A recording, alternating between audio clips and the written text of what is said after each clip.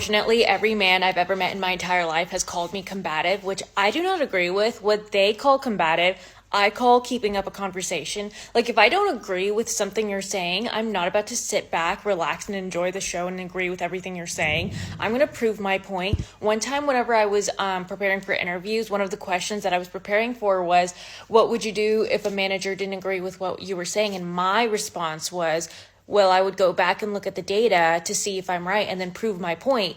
To which the interview prep person was like, that's not what you're supposed to say. You're just supposed to say that you agree with the manager. And I'm like, well, that's not very productive for the whole company. Like, if I just nodded my head like a bobblehead every time someone says something, even though I don't agree with them, that doesn't get anyone anywhere.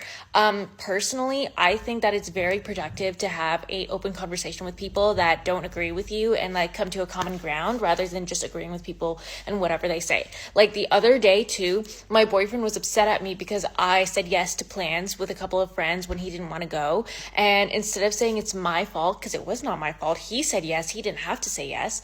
I was like, you could have said no. And he got so upset at me because he's like, you say something to everything. Like, you are so combative. And I'm like, I'm not combative. I just speak my truth. I don't agree with you. So I don't know.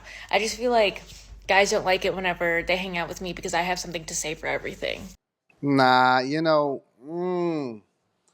think about it like this, guys. Would you ever or could you ever imagine having a conversation with somebody and they always have to prove to you that they are right or they have to speak their truth or they got to get the last word? People like this in a corporate environment, and this is one of the reasons why you interview. You don't interview because you're trying to prove whether or not the person know what they're doing, because their resume and then along with a couple of questions, you can even Zoom call that to find out if a person actually knows what they're talking about with regard to whatever respective field.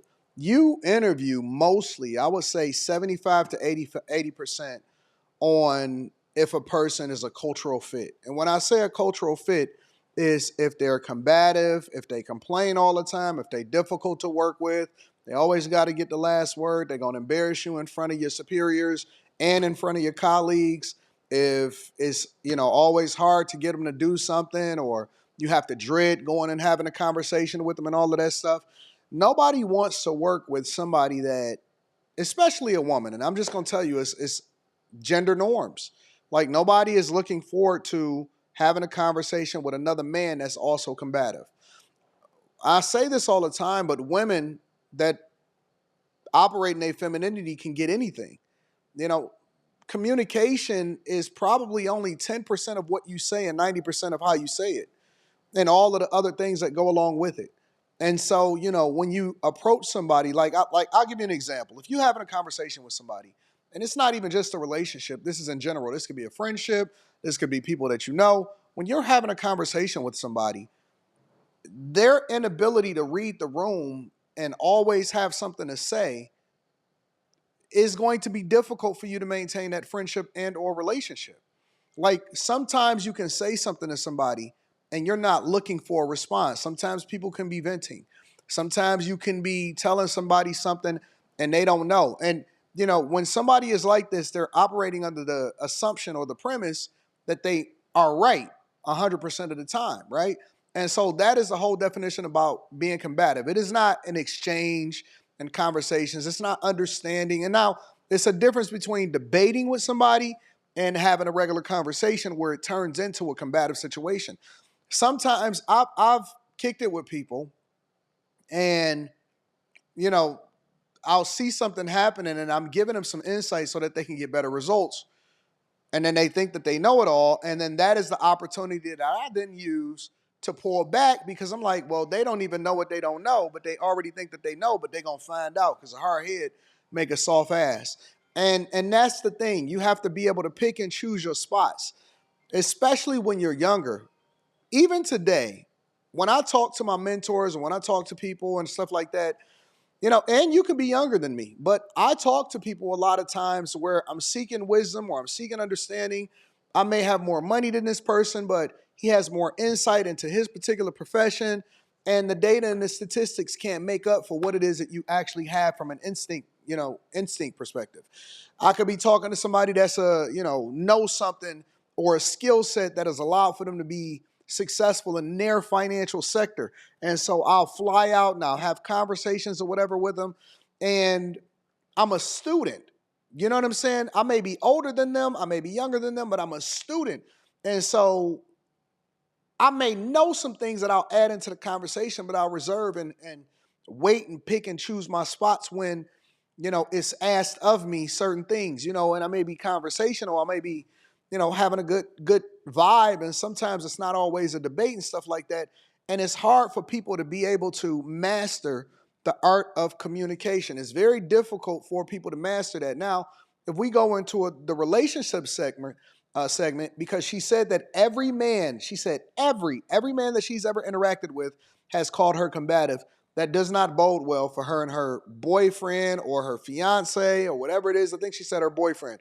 It doesn't bode well because nobody wants to lay up next to or come home to or interact with 100% of the time somebody that is always difficult to deal with. You don't. Guys don't even want to be around other guys and their friends that are difficult to deal with. So what makes you think that they want to lay up next to you when you are already making decisions and this is the type of person that'll say that they want a partner. This is the type of person that'll limit themselves, got all of the talent in the world, all of the insight, all of the information in the world, and then they'll limit themselves and they won't be able to break through that ceiling to get to the next level in corporate America or in their business because they're not easy to work with, or they're not a cultural fit, or they're very difficult to have a conversation with on a regular basis. Nobody wants to deal with that type of nonsense all the time. I certainly don't. I don't know anybody that does. And anybody that is in a position of leadership, anybody that is in a position of growth, they don't want to deal with that nonsense. So when you see people that are openly admit that they are combative, or that people say that they are combative, or they're always having a debate, every single thing, and there's not even a conversation, because the conversation is me being open to what you say while at the same time giving insight and information and us exchanging and also being able to read the room to see how things are. When you don't have that, but everything is 100% of the time, that's going to get old. It's going to get old. It's going to get tiring. And the length of time that y'all had together is not going to be enough to sustain you. And you're going to have to walk away. You're going to have to get out of there. It's going to have to be a situation where you just absolutely dodge and get out of there. I know I would. There's no way that I would. Look, you could be the smartest person in the world. You can have the best box. You could be the best. If you are combative, I want out. Never going to get to the point to where I even get to know you because I can already read the room. Younger people tend to stick around longer than they need to, and they waste a lot of time. People that get to a certain age, they're not looking to do that anymore.